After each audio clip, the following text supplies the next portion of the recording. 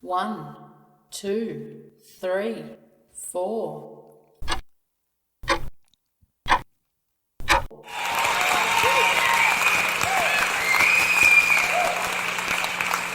One, 1, 2, 1, 2. You're listening to the Online Time Fame Show. I'm your host, JD. Thank you for listening. This show is called The Long Range Comedy Game of Charleston White. The Long Range Comedy Game of Charleston White. And we say that because Charleston White became more than what they would call a content creator. He became, as he says himself, the algorithm, because every once in a while there's a popular name in entertainment. There's a popular entity, a new artist, a new scholar, a new public figure that gets a certain amount of attention at that moment that may either take them to the top or it may have been too much fame. For example, you can even talk about, this is a good example that it was long ago and everybody can't say it from experience, but when you a good source of reference is to always study documentaries, historic presentations, film, radio. It can be podcasts, but strive to look at the historic. If sometimes we do that because we can't be in a certain period of time, so we can at least learn about it and know something. Because that's the problem today. We don't always know history. We think we know everything, but we don't always know. And as time goes on, people know fewer and fewer facts about those that came before them. Like one aspect of Mike Tyson's success in his boxing prime is one of his managers, Jimmy Jacobs, had the most extensive fight collection in the world. So Mike Tyson, he had watched so many fights that he knew them almost to like off memory. He knew because I think it was either ESPN or Sports Illustrated, and they did a docu-series with Mike Tyson narrating, and a critic, a review of that series did say Mike Tyson is talking about these fights like he just knows everything off the top of his head. He didn't have to go to a briefing and study as much as other people did. He knew. And I'm talking about when you went back to the early days, the early 1900s, 1920s, 1930s. He just knew all the aspects of these fighters. That's why he was so skilled in approaching fighters, because he was so familiar with different styles, techniques. People today, they're stronger, they're faster, and people have evolved, but they're not necessarily smarter, and that's the problem. But anyway, so as we say, this is the long range comedy game of Charleston White. That's what this show is about, and we're going to explain how what happened with Charleston White was it was just something bad ended up working in his favor, because if you look at the whatever market we might call, let me just say it like this, the quote urban conflict unquote market, that audience, because there's a so-called sector and segment of podcasting that they go back and forth and argue and talk about each other. I mean, it's gotten to the point there are terms and conditions against certain behavior, and some can be called censorship. But there's also people who are hateful and spiteful, and the nature of the internet itself is very angry and negative. Because, see, it's not like real life where you can't just say anything to anyone, because you wouldn't walk up to them in the street and talk to them like that. It's not even violent, or that someone has to be tough to oppose what someone would say. It's just the fact that it's a two different type of people. The real world, one has to be mindful, and one should have known respect. But we don't know people's background. It's a lot of dysfunction in the world. So, it's a lot of people who this is their expressive outlet to be negative and disrespectful. So that's where they come to do it. So when we talk about the urban conflict market, that's the so-called, and I can't say it was just the so-called black market, because there's other people doing it too.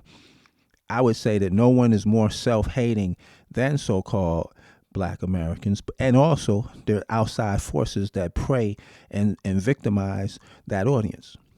That's why we see certain conservative people that's a major talking point to talk about so-called black folk because they can't do nothing about it. So that's an easy victim. That's what's been happening in the U.S. They've always been the permanent bottom class, the so-called American descendant of slavery.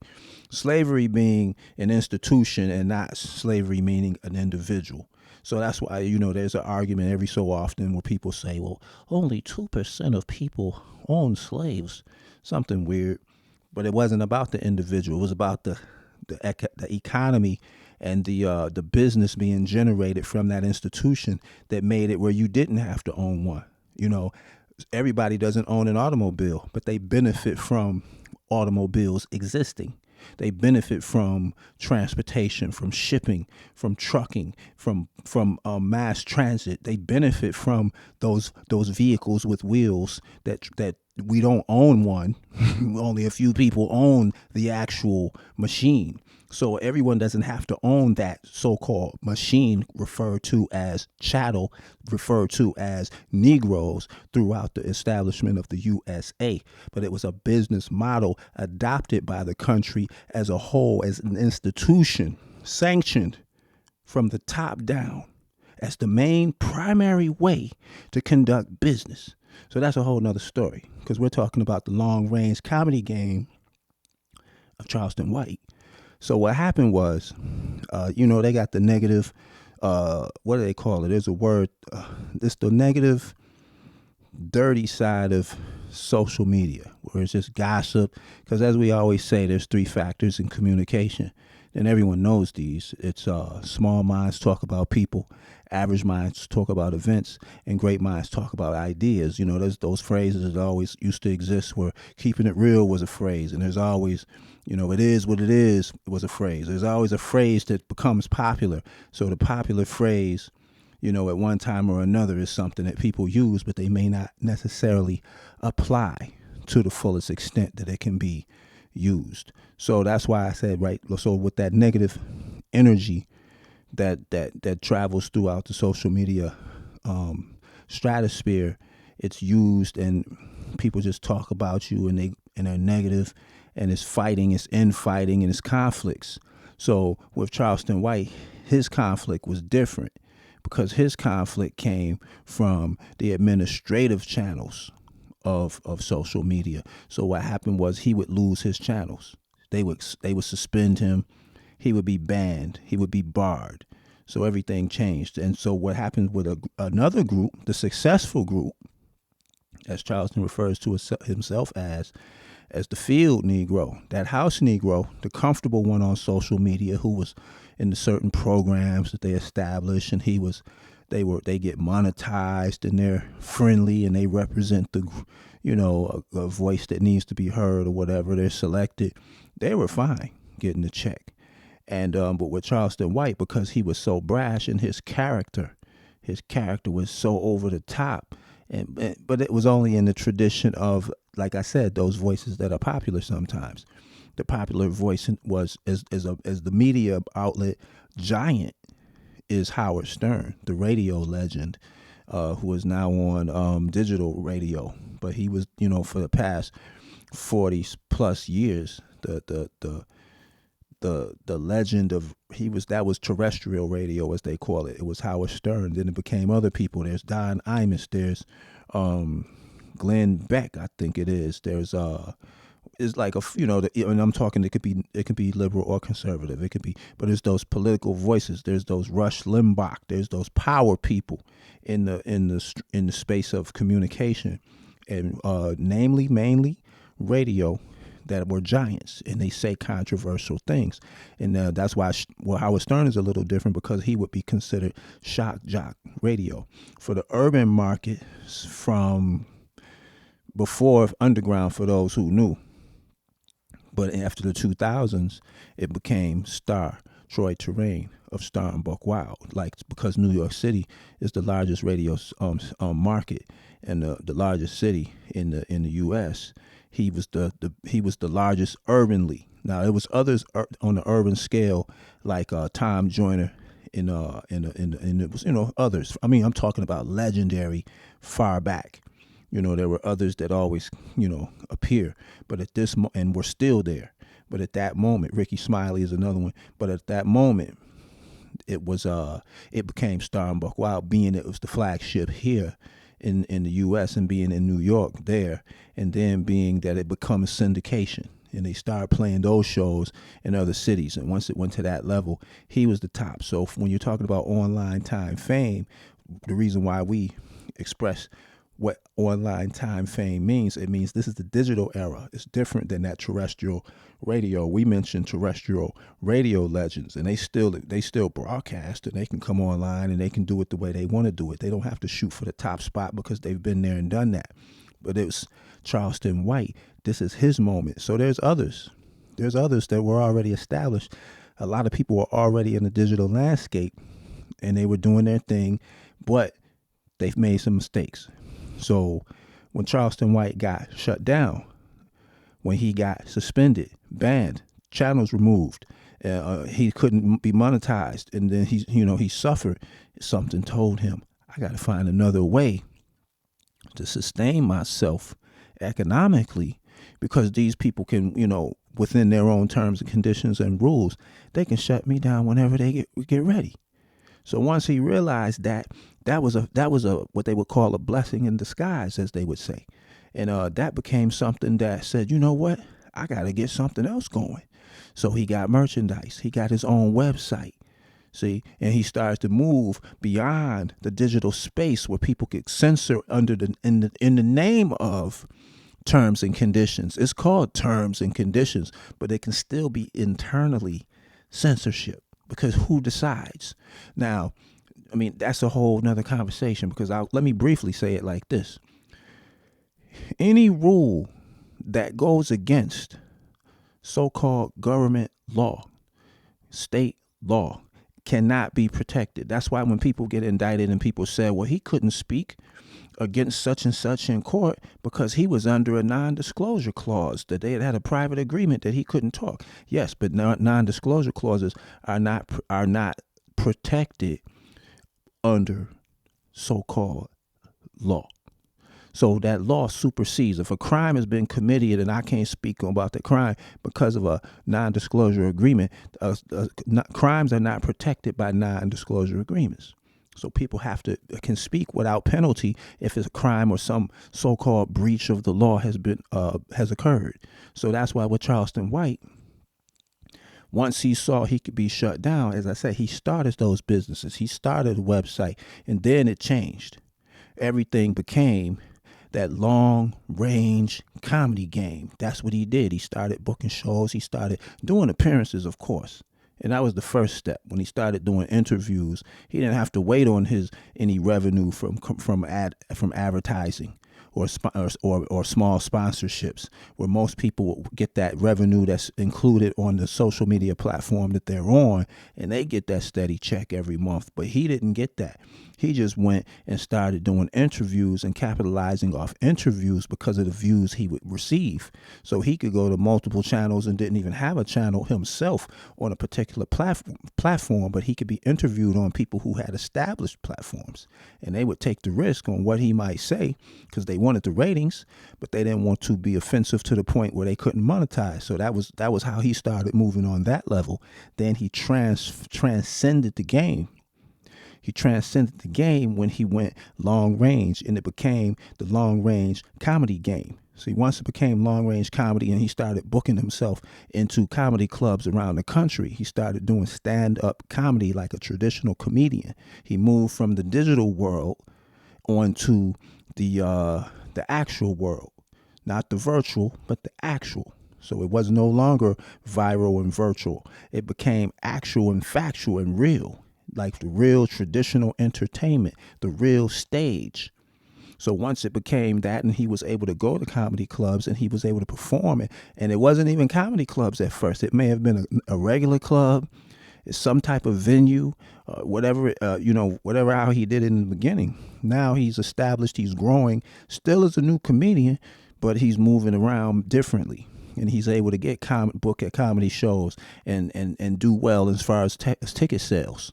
So that's where he thrived. So that's why the conflict, whenever the so-called certain digital media platform so-called creators had a problem with him, it wasn't no problem, because the comparison which he pointed out was, you're stuck on these digital platforms. You ain't making no moves. You ain't doing nothing offline. People got arrogant and they started to feel self-important. So in their self-importance, they didn't focus on the big picture of ownership. These are not your social media channels. You call it your channel, but it's a channel that you use under the terms and conditions of that company while you're in good standing. And that's what Charleston White hit them with. So that was the long range game that they didn't have. So yeah, they want to talk about people. There's an incentive for it, so they can get their views up. Oh, they beefing over there. I got to go listen to what they're saying. But that's lowbrow content. That's low level content. And that's especially patterned for so-called black folk. Divide and conquer politics. Keep them fighting, and you see what they're doing. Keep them busy. Keep them fighting and keep them distracted, and they'll never grow. So they're the king of the hill amongst that, as we mentioned, what did we call it? The urban conflict group, the urban conflict genre. That's what that is, because it's just brothers talking about each other and being negative. And that's a big market, but it's also a self-serving market for those who want to keep people down. The powers that be, so to speak. That's a direct way to encourage. Don't let them get together and start working together as a group. Let's keep them fighting and dividing and conquering. So that's what they do. If you say something about them, so right now, the traditional, the digital creators from the traditional system, meaning they've been doing it the way they've been doing it. They're known. They have high subscription rates. They got, and they make a nice little money. They sit back and they're arrogant and comfortable. Like they, and it's like, but if they were really on the long range side of the game, they would be able to expand and do other bigger things. See, and that's talking about those that's, so-called American descendants of slavery, because you do have international and so-called foreign people that look black. They look so-called black. They can call it that in a certain context. But in the USA, so-called black would mean American descendants of slavery. It just don't mean anybody who land, because we ain't all the same. But, that's the thing. They ain't like that. But they may even have an alternate message, because that may be an outside group promoting their message, promoting their angle. But that don't mean they're real, because that message don't apply. They just came here because it was rough where they was at. You do better here than they did where they were, or they wouldn't come. Because if you want to look for a Jamaican, you go to Jamaica. If you want to look for an Irishman, you go to Ireland.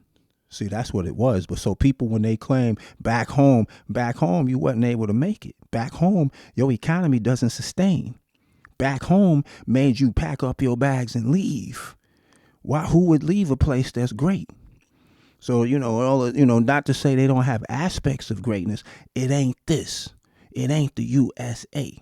So the point is, so when they come to these digital platforms, the people who are there, they thrive there. They enjoy being there. They feel confident there because they can get a super chat.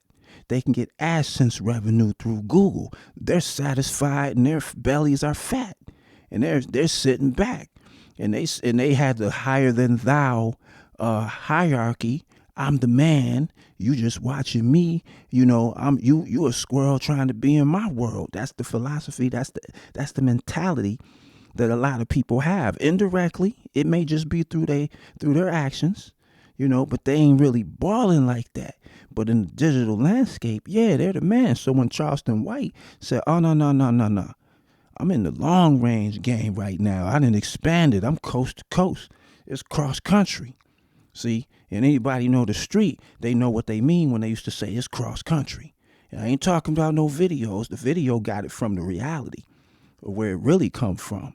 So what we're saying is, as Charleston White was forced to adapt because of what free speech was supposed to be and what private companies made it be, everything changed, and it was to his advantage because he turned a hardship into an acknowledgement of reality that he couldn't depend on these so-called platforms that allow free speech when we all could see at a certain point, especially by 2019, that people's channels were getting banned for bringing up certain subject matter because they were told, government entities told private social media platforms, don't let nobody talk about this subject or suspend their account. And they did it and got in trouble. There was backlash, but that ain't the main conversation of everyday people. So if the USA begins to have extreme limitations on what can be said, that's the reason other countries can't thrive, is because they can't speak on wrongdoing. Wrong is wrong. Here you can speak on wrong. You used to be able to in the US, but now it's changing. That's why you see a rapid decline, not only because other countries are buying up all the property, because that's a whole nother conversation and a whole nother situation. But it does show that when Charleston White was confronted about some of his conversations he had online and some of his expressions that he used through his right to free speech, some of his wording, everything shifted. Because, as we said, this is a funny thing. Check this out. In so-called mainstream black culture, American descendants of slavery, that's one thing. You got Negro mindset, N-word mindset. You have different layers of as a status quo, like lower level, higher level. Because as we said, it's the 3 points. You know, the small minds talk about people, average minds talk about events, and great minds talk about ideas and solutions. So we say that to say that doesn't mean talking about people can't be content, because that can also be another, multi-category. That could be news. You could be talking about somebody and they're part of an event and they're part of an idea.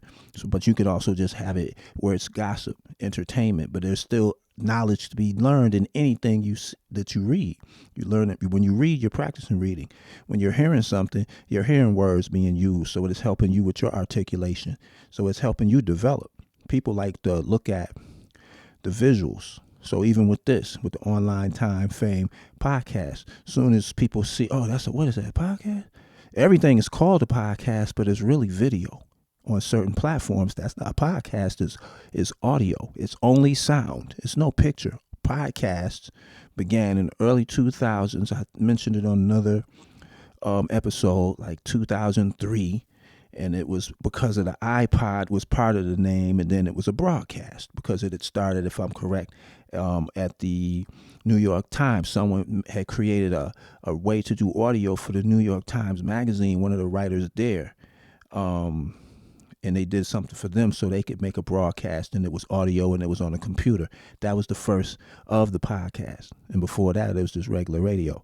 So the point is, so-called mainstream black culture, it is common for dumb people to act smart. As I say again, let me go back. For so-called black folk, it's common for dumb people to act smart.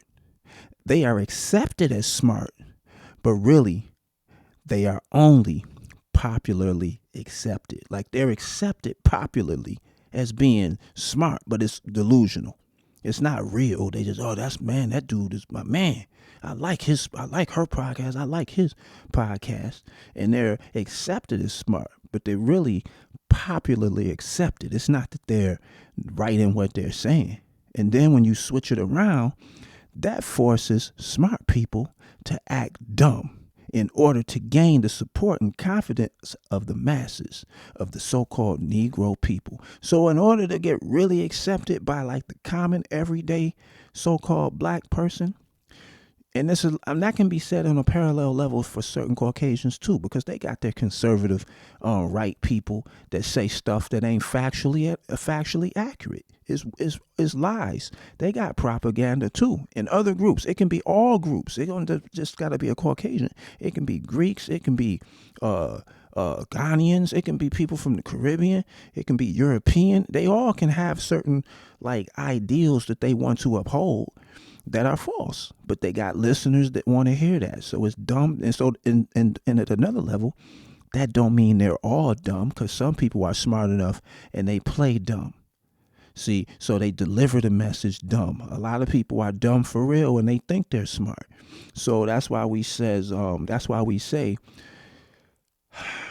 forces, the forces force, the forces of media and communication force smart people to act dumb in order to gain support and confidence of the masses, of the so-called Negro people. So that's why you got these certain so-called broadcasters, and they swear they're nice, never took a college course, never read 20 books thicker than 400 pages, not a 200-page book. They don't know, they're not educated.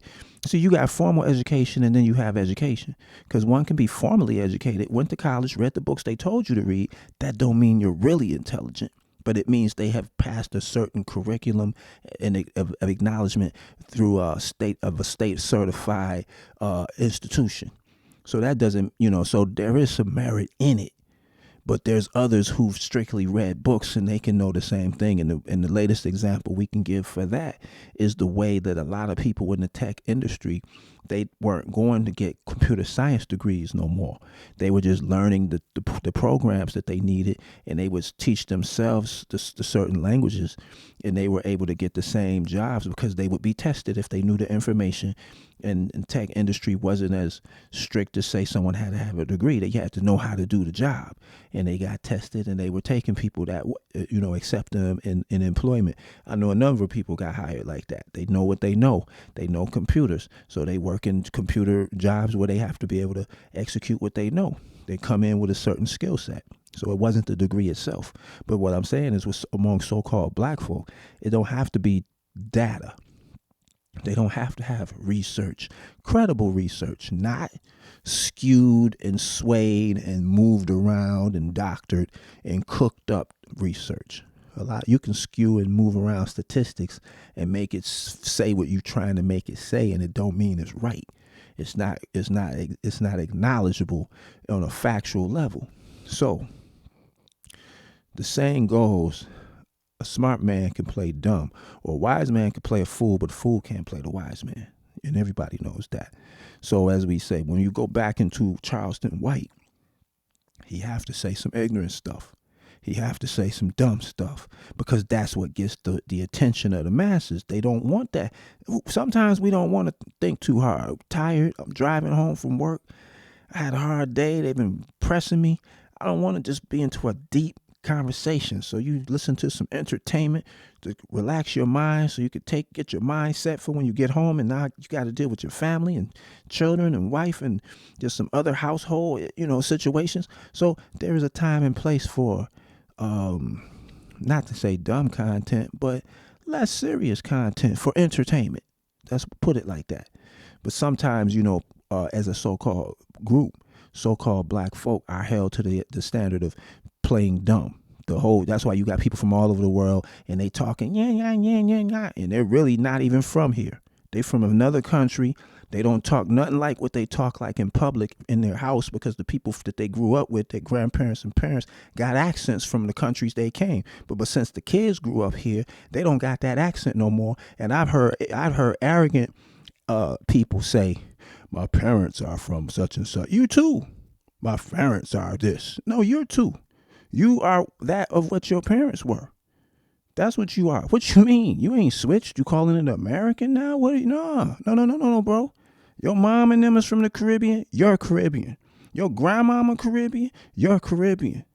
Straight up. Yes, you are an Americanized version of a second or third generation modification, iteration, but you're still that. You are that which your parents were.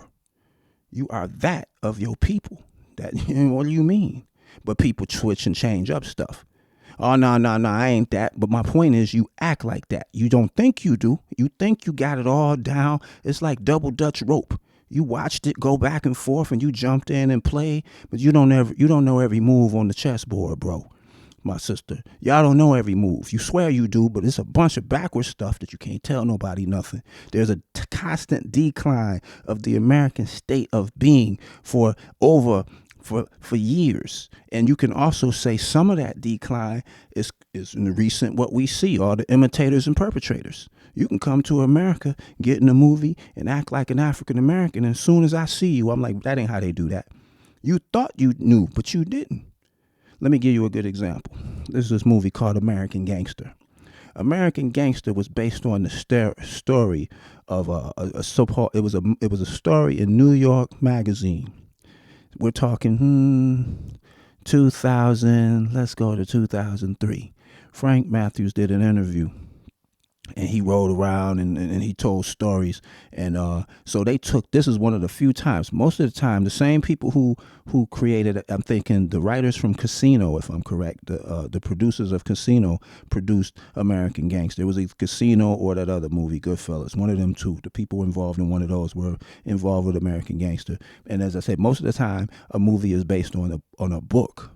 Like The Godfather, that was Mario Puzo. That was a book, and it became a movie later. But so the point is to take an article of a magazine and make a movie instead of a book. So you took 10 pages and made a whole movie. That's a hell of a story.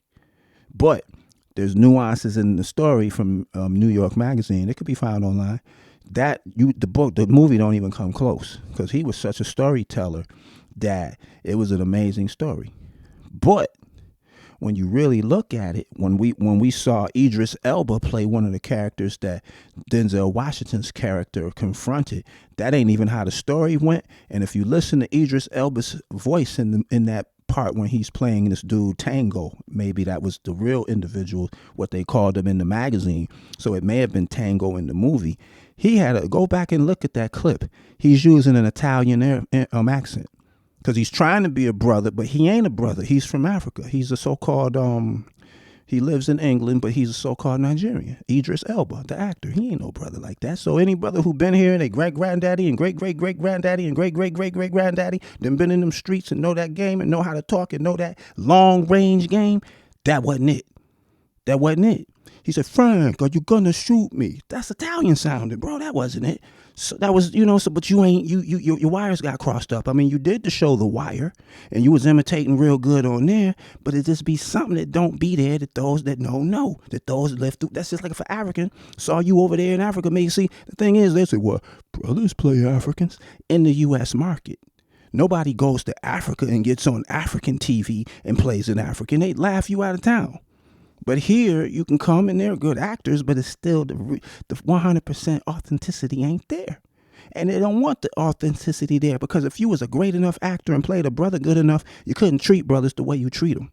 That's why they go get an African to play Martin Luther King. It's going to be something missing. There's going to be a disconnect. It's not going to touch into the fiber of that being of the people in that country because the ones who are there, you might have been his great half cousin. In the U.S., you know that dude ain't related when he came from Africa, so the DNA and the structure and the communication is completely different. But you don't know that because you don't know that. See, so you ain't been taught that because that's another part of the propaganda. That's the inside warfare that's moved among so-called black folks. So it ain't saying that nobody got no problem with folk because there's a lot of people from other countries when they come here, they studying and they listening and they knowing more than people from here who don't listen. Because they smart enough to know that they don't know. But now they push the arrogant, the stupid, the ignorant. They're all in the front. They can't really rhyme. They ain't got no real talent. That's why they ain't selling nothing. They push the sale, but that keeps the whole group under control. See? But anyway, that's a whole nother show. That's a whole nother tangent that could become a show, put it like that. Because this is Charleston White, and we are talking about long-range games, so it definitely relates. If you're talking about the long-range comedy game, and you're talking about how Charleston White, he got shut down, and the shutdown woke him up, like, oh, wait a minute. Man, I got bills, but they not going to give me no certain check if I talk a certain way. So he saw the censorship within social media and within these digital platforms. And he said, well, I got to set something up. And he went and did the realcharlestonwhite.com. He knew to switch it up. So a lot of people didn't, so they didn't realize. Then they talking back and forth with him, and they need him to say something because they trying to kick in and get that AdSense revenue so their check can pay them on the digital media platform. And he's laughing at him like, you messed up. You should have already done this 4 years ago. You should already expand it, and some don't have the talent to expand. They don't know what avenue to go to. You think somebody can just be online and talking and all of a sudden step up in a comedy club and it's gonna work? A lot of digital comedians ain't funny like that. They don't have the talent, the timing, and they just don't have a stage presence. They might be funny on the platform level of what they're doing. Everybody ain't crossing into no traditional comedy and succeeding no matter what. You can't just pick something and say I'm gonna do it. It takes hard work. It takes talent. So that's why I say Charleston White had the long range comedy game in his mind, and he went out and worked on it. He's a new individual. He ain't claiming to be the top, the best, the legendary comparisons of the legends of comedy that we've seen for hundreds of years. He ain't claiming that. But just, the fact that he moved in and got into the game like he did, that's what makes it long range. That's what makes it the level of that it has to be at. So when you really look at it, check this out. Charleston White, I mentioned this in the previous episode, so please go back, because there's a lot of jewels. Like I said, this ain't pictures and this ain't pictures and visuals like that. The visuals is more verbal. The visuals is like language. So it's not the pictures and video and like that, the imagery. But the point is, that's what podcasts are. Real podcasts, they ain't got pictures. And see, that's the funny thing about podcasting. Podcasting is for it's like what they used to have on. If you were to compare radio to podcasting, it would be like National Public Radio. It would be something like public broadcasting, PBS, something like that. It would be like it's educational. It's like a news journal, and it used to come on at night or on the weekend, and they would have a show, and it would sound like a documentary or something, but it would just be a story. That was this is closer to traditional radio. But as we said, because it ain't FCC dominant and regulated like that, one can say a little more. The people who are paid to be part of the system in the mainstream media, they're shut down. That's why they run into online, and they're going to have a problem, because they got the name and they got the fame from when they was on TV. But we know about them greasy parties now. We know about that. We know what they must have, it had to be some control, and it had to be that, that house, so-called Negro situation where you wasn't going to be too bad and say the wrong thing. And that's why Charleston White is so, blatant in how he speaks on being that field Negro, because the way they treated him on the media platforms. He got children, he got bills, he got family, and because he said something he expressed they suspended him until he further developed and strengthened himself and built leverage for himself and really fully taught people, man, this is why I get to say this. You letting these rappers say this, and talk about shooting and killing me on the radio on a regular basis. All of these so-called black folk, the majority of their enemies that they're talking about are people that look just like them. That's a colonialized slave mind. They ain't talking about the enemy is over there and he looked like, no, he looks just like you. So in essence, everybody that look like you ain't you. Everybody in Europe ain't the same country. So of course they had wars amongst themselves. They were different. But we got a group that come from the same origin in the U.S. and they're taught to fight themselves, to destroy themselves. And this is a funny thing, because this is still long range game. Long range game, what the U.S. did in the past 20 years was they picked a certain amount of people. This is why they ruined the music business. Picked 3 or 4 heads who were supposed to be geniuses. They weren't. They were good at what they were doing at that time. But how many superstars did they create that had sustainable careers? Not many. That's a whole nother show that we ain't gonna do. But what we're saying is, in those back meeting rooms, that dude who you thought was so street and real, he's in the back room with corporations that don't mean good. They just mean profits. These dudes is out for profits and economics, and you don't see it in their community. And that's where Charleston White defeated them easily, because he came with an activist, a community activist, child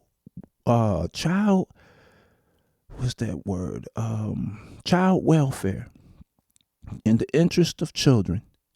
He came with that mindset and that background of what he had done. So when they pressed him and they put him against the wall and said, "Wait a minute, sir, you're talking real reckless, and you don't deserve to be on mainstream media because you don't mean good by your people." And by him being able to pull out a history of helping these other dudes, yeah, of course they got a nonprofit agency that they claim they help and they throw economics in, but you don't see no real change in their neighborhoods. Their neighborhoods got worse, and all they can say and sit back and do and watch is more policing, and that's negative policing in their community. But they weren't able to step in with true solutions to build the community. They ain't got that. They rap real good, or they do whatever else they do real good, but they ain't really a mover and shaker on a great level. As I said, it's 3 stages: average, small, and there's and greatness. They ain't greatness. They put them in position, like they don't let. See, that's why they don't let nobody else around. It's the so-called people that's in charge. They don't want the smart dudes around because it don't. Then that smart dude might rise up. They want to have it all to themselves. People who are truly great don't fear others rising amongst, because they know I got my lane, I got my place. So they not gonna hate. We watched a whole era of player haters because they ain't players. And we would, if we went and broke down somebody's history and their career, we show you was a hater, you did this, you did that, and this would be evident. But that wasn't like it was a mistake. They were put there. Contain them other Negroes, boy. And they said that in the North. That's the North, because that was the sentiment. Although it may not have been the dialect, it might not have been the regional accent dialect that they used. They didn't say it like boy, but it was boy, and how they sunned them, because you be in charge, but don't let nobody else get up. And if it was more money involved, you could let somebody come up, but they wanted to look great. They wanted to look fly. I'm the smartest. I'm the best ever. So they wouldn't help nobody. Crashing economies of major cities around the country when they was in charge. They didn't build nothing. If you look at and listen to the contents, so the point is this. When Charleston White charged them, he charged the game. He charged America. He said, whoa, wait a minute. I'm not your problem, America. And when did that happen? That happened when Charlie Kirk, the political pundit, the political figure who was murdered, killed, when he would go to colleges around the country and challenge children to debate and talk about the problems of so-called black people as though they had an effect on the state of America. And the statistics he was using, the stats and the data, was outdated. It was incorrect. It was skewed. It was manipulated. But, where he went to freshmen and first, second year students who weren't astute, who, he was able to just make a showing for that was propaganda. So when you use that type of propaganda that these are lesser people, the irony is what happened to him and his demise by the hands of his own kind. So, so the irony was the fact that, yes, we want to push this narrative of they're nothing because they really are the foundation. Everybody talking can't go back 3 generations of they people of what they did in this country as far as being builders. They immigrated, and most of them are very recent. And I call 100 years recent. Dudes over here talking about somebody who was 5, 6, 7, 8, 9, just origin generations ahead of them. But people, this is the only country in the world you can come to and talk to the foundation as though you're important. Got chased and ran out of where they were because they weren't established there and came here. See, been knowing that for years. People used to say on the street, all the real Jamaicans is in Jamaica. All the real Italians is in Italy. Because you're going to go ride or die, win or lose. Now, some people, this is a mistake that Charleston White brought up. You let people come to America, get education, and take it back to their country so they can try to use it against you. Now, there should be exchange of information and academic scholarship. There's certain things that are trade secrets that are classified, and we catch how many people from so-called countries that have mobilized their finances to the point where you can't say nothing about them. You can't criticize Chinese because they have lobbying political action committees and other political groups that pay for their interests to come at people who say something about them, but yet they're connected to Now, a lot of Chinese, let me interject this. A lot of Chinese come to the U.S., they ain't never going back to China, but they still Chinese and they can't speak. See, so now you got a flow of information. You got people watching for spies all the time. What? You ain't watching that many so-called American descendants of slavery spies selling information and sneaking information back to some country that's their country, because this is their country. So they're calling people African. Nah, man, African will tell you they ain't no Africans. Only when it benefits them are so-called American descendants of slavery Africans. They'll tell you all day. Africans ain't even Africans. We talking 54 countries. That's not a word they use. Within each country, there might be 5 tribal groups that people identify. At least 5 in a small country. They're not all the same. You got borders that were created because people were different, but they're really the same area geographically. So anyway, as Charleston White kicked that science. See, once he kicked that knowledge, man, we can get ignorant all day, man. But do you come out ignorant on your regular level? This is just game, conversation. See, this is interaction. So yeah, we're saying it like this because once he brought that long range game to the digital landscape and took it to the real world, that's where he shot past a lot of these dudes. So when he got pressed about what he said about Charlie Kirk, Charleston White said, America, black people ain't your problem. I mentioned this on a different broadcast. America, Russia's your problem. America, China's your problem. America, it's all the people you let come here that smuggle and steal and get information and take it back to their country. So-called black folk didn't catch what that moment was. See, that was a Socrates moment. That was an Aristotle moment. Was it Socrates who was forced to drink the hemlock in ancient Greece? Because he had stood on some principles that were against the republic. Is that what it was? The story was something like that. And check that story to know what happened. But the point is, sometimes you get put on the spot in America like, you done messed up now, Charleston. You done messed up now. You over here trying to get beside yourself and criticize our Caucasian race. That's the subtle internal white supremacy. Charleston was smart enough and more intelligent. He was smart enough to say, whoa, Caucasian. Don't blame me. You didn't let all these people. When does a nation let foreigners control their food supply within that country? When does a foreigner get to come into a country and control the food supply of that country as a foreigner? Buy property, set up and know all the logistics and locations of that whole nation. That's why most countries fall from within. Now, it ain't that easy because the U.S. got spies everywhere. A lot of these people who are on, you think it's a troll, that's law enforcement. That's why I said we ain't even part of this like that. We don't want to talk to nobody. We ain't on that. We don't want to talk about your mama. We don't want to say where you live at because what is it? 3 things. Now, see, that's what they'll try. Small minds talk about people. Average minds talk about events, and great minds talk about ideas and the implementation of solutions, applied knowledge. Because everybody, see, we was kangs and we did this and that. All right, well, what's up right now? What can you create? Some of them people can create something, and guess what? They'll never get no funding. Ain't nobody gonna never make sure they get no cash because it's a different mindset and there's different parameters of why that won't happen. Not all negative. Some are the limits of people. That's not a simple story. But the point is, we do what we can do. But the point is this. So when Charleston White was pressed, as we said, about the Charlie Kirk comments, and when he dug deep and said, whoa, I'm not your problem, America, and people didn't notice he did those interviews back in September of 2025, obviously.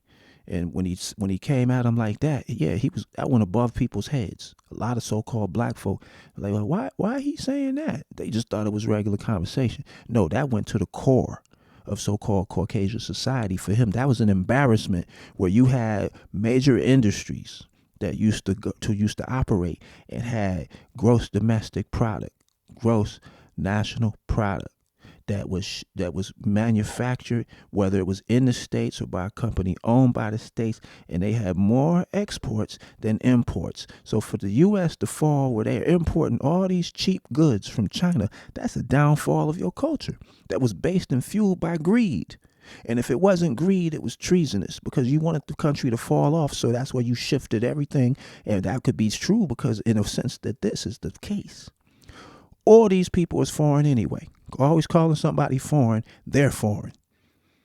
They just came a little before. And see, the one thing is, the one unique aspect, that there's some powerful people that made a mistake, called so-called American descendants of slavery, immigrants. You can't be an immigrant if you were forced to come somewhere against your will.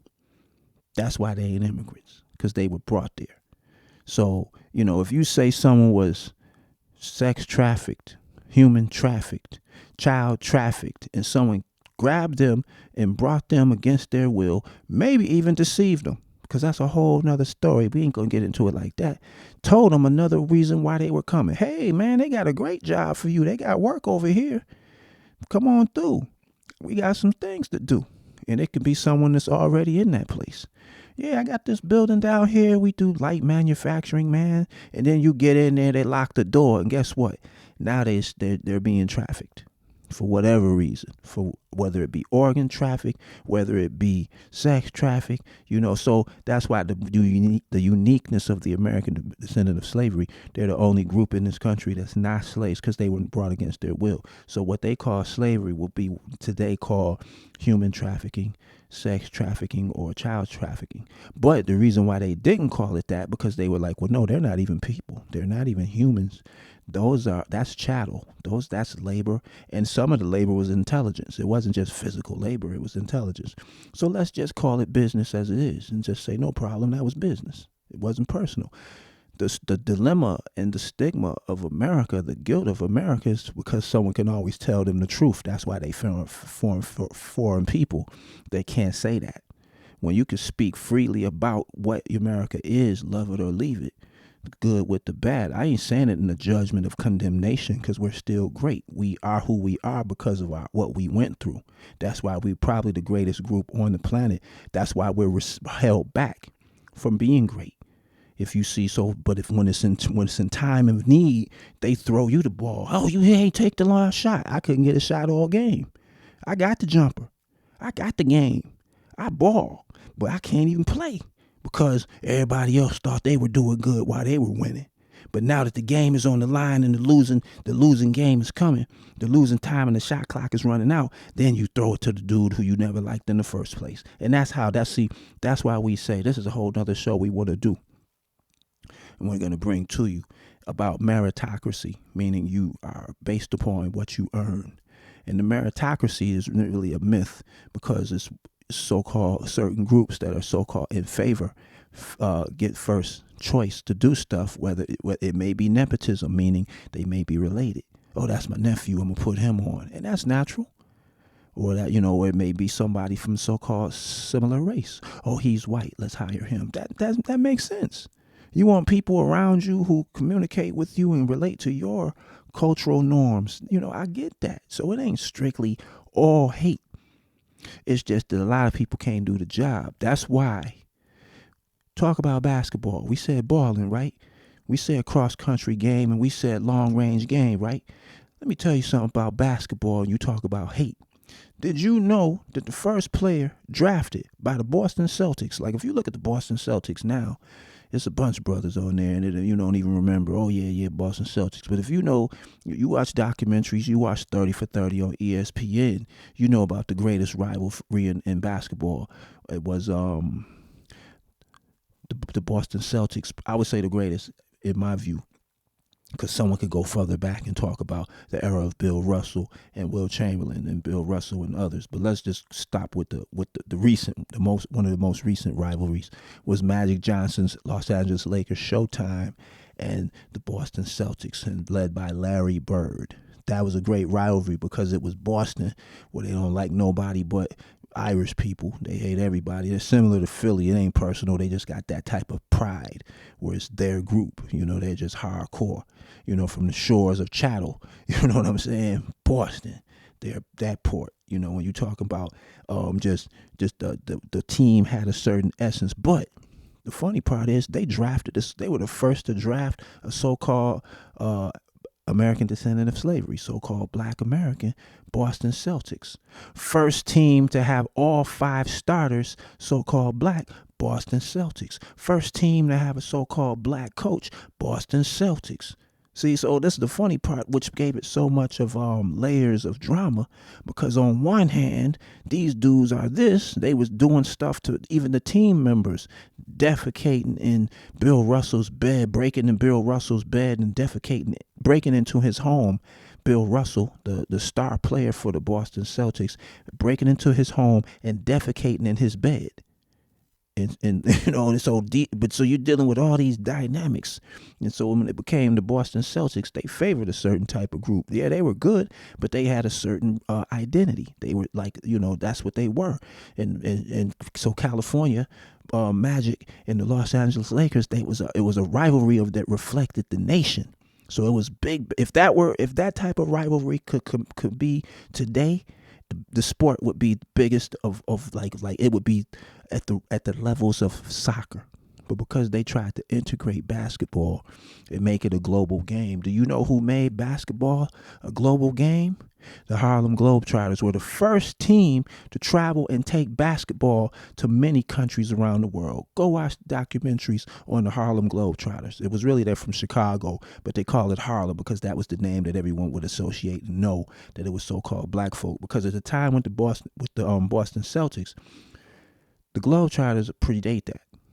And at the time of the Harlem Globetrotters, they didn't allow so-called black folk to play in the National Basketball Association. So they would gather, you would graduate from college and then just play for the Harlem Globetrotters, and they would tour the world. They tour the country. They couldn't really play like that, and they were just as good. They defeated the New York, the National Basketball Association champions twice in a row. That may have been 1940. Let's say 40 and 41, 39 and 40. But 2 times the Globetrotters beat the NBA championship team. That's when they said, wait a minute, we got to start drafting and letting these people play. So that's a whole story of this country. That's why I say you got all these people with bickering and going back and forth on a petty scale. The history is too deep and rich of so-called American descendants of slavery. As we say, we don't talk about the American descendants, they're slaves. We talk about the institution that they were subjected to because of the color of their skin. That was a new system. The slavery existed around the world and it still does. But that system of race, because they knew these are our thoroughbreds right here. These are the ones. And they're going to lead us to the promised land. And that's what happened. So it ain't a matter of saying this is what we hate these Caucasians. They did us wrong. Now, that argument is different.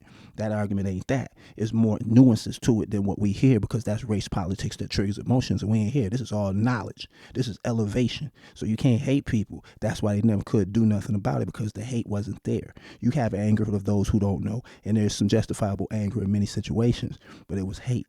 Nobody hates these people. Nobody never hated these Caucasians. And Charleston White broke that down. He said, listen, white people, the black, American black is your only friend. We always been your friend and we ain't never hated you. He was talking to what they was trying to cancel him once again, trying to get his shows canceled on the comedy circuit because what Charleston White said about Charlie Kirk. So we hit him with some history and some facts. That's why they keep people dumb, because as long as they dumb, they're going to be shut in. So he had his hemlock moment. We're about to take you out. And he answered them in a brilliant way that's not encouraged today, because he's always talking about education. Yeah, you got to talk that fly slick stuff from the streets, because that's what the brothers like to hear. We like to hear that sizzle and flair. They like to hear them rhymes. That's what it is. They like to hear that culture, that down home, back home, real, what's the real is. They like to hear that, because it's a language and it's a culture. For those who say they ain't got no culture, well, man, you just got here. What year your mama come to the U.S.? Man, my great-great-grandmama was already doing it when you came through. We was washing and cleaning houses before you took over that industry and moved on and elevated. So you a bootlicking slave in your mind, because you still want and don't know, and you benefiting from a place that we don't want to go to. That's where you came. We don't want to trade that in, because we built that. See, so you coming and talking because you encouraged to say what you saying, because you ain't got no principles and you ain't got no standards, because you a lesser individual intellectually. You ain't got no credits. You ain't seen the outside of a school. You had people who cleaned the school building who was smarter, if not as smart, than smarter than some of the professors that taught there. And that's just how it is around the world, but especially in the States when people wasn't allowed. But we can read, we can educate ourselves, and we can share information. So it ain't no going backward, it's going forward. But someone dropped the ball when they let, in the 1980s, the Chinese rise up, take all the manufacturing from the U.S., where people couldn't even start at factory jobs, grow in their income, and have better jobs. They made everything about exports, importing products in instead of keeping the foundation and structure here. So that's the other game. That's the other game of why they did it. But when it came at Charleston White, they couldn't shut him down like that because he was dropping signals to the Europeans who was educated. Hold on, man. Let's not twist it to what it ain't. That dude, Charlie Kirk, was spitting. He was politicized, and he was capitalizing on the situation of the long-standing tradition of negative propaganda. That's what he was doing. He wasn't stupid. And once he questioned what was being said and what he was being fed and being led to talk about, that's when problems can occur, whatever that may be. So there's other conspiracies that want to go there. There's other information. That ain't even where we got to be. Our business was free speech. That's what Charleston White said it was. So he said, man, this is long range game. But when he stopped, hit the brakes and said, wait a minute, hold up, America. The so-called black people ain't your problem. They heard. See, he was talking above people's heads. This wasn't for the brothers at the urban sector of these social media platforms. That was long range game that went all the way to the chain of command of where it starts. See, that's what he couldn't. That's what other people couldn't see. That's what he couldn't bypass. He had to check what they was trying to do in the bud and rise up this European like he was some folk hero. And like, if that's your folk hero, that ain't John F. Kennedy Jr. That ain't JFK. That ain't RFK. That ain't no legendary. That ain't even FDR. Knowledge-wise, that ain't Teddy Roosevelt. That ain't none of that. Charlie Kirk wasn't that. So to uphold that, that's a regression. He wasn't mentally that level, intellectually. He would get. That's why Charleston White said, "I'll chew that dude up, and I would have chewed him up in a debate." See, one thing about the U.S. is knowledge, ain't it? Or is it idiocy? Is it idiocy? That movie starring Terry Crews, where the stupider you were, the higher you rose to the top. Remember that movie back in like 2000 something? Maybe 2006? Come on, man. So again, this is the Online Time Fame Podcast. I'm your host, JD. You know what I mean? Just off the record, off the radar, you know what I mean? But this has to be done where we can have a little fun. If we can give you this amount of content and you can hit that road and drive down the highway and just be able to, get your mind right and deal with your everyday obligations of what you do, that was our gift to y'all. But one more thing. Let me just say this. We talk about this all the time because we talk about solutions. We talk about making stuff happen and helping children, helping those who don't have. And sometimes you help them people, it don't come back. They don't look out for you like you look out for them. But greatness is shown in a way we was fortunate to be able to do because our people saw something in Tupac Amaru Shakur. Our people saw, man, Tupac kicking his knowledge and trying to help the community as well as make economics. So he dropped the song, Keep Your Head Up. I think that was 1993. So when he dropped Keep Your Head Up, he said, will the real man get up? I know you fed up, ladies, but keep your head up. So my people was like, yo, man, damn, how Pac gonna come at me? Just the song. If you hear it tomorrow, he's talking to us. He's talking to the brothers. Oh, man, damn, they trying to say we ain't got our sisters back. Hold on, Pac. Something had to happen. So that's called a call to action. So our people set up Empowerment for the People. Empowerment for the people, empowermentforthepeople.org, empowermentforthepeople.com. He set that up so the people can go and learn, especially the sisters, how they can move away from the negativity, the imagery that's presenting them as just strippers and low skill sex trade worker type and ignorant women. Build them back. Give them something. Males can do it too. Children can do it too, because it's based on being able to start them a business in addition to what they're doing for no cost. Just go and do these 3 steps. That's on the website. There's a book for it. Unlock the physical fitness expert within you. Unlock the Physical Fitness Expert Within You. That's by his name is Ishmael Ill.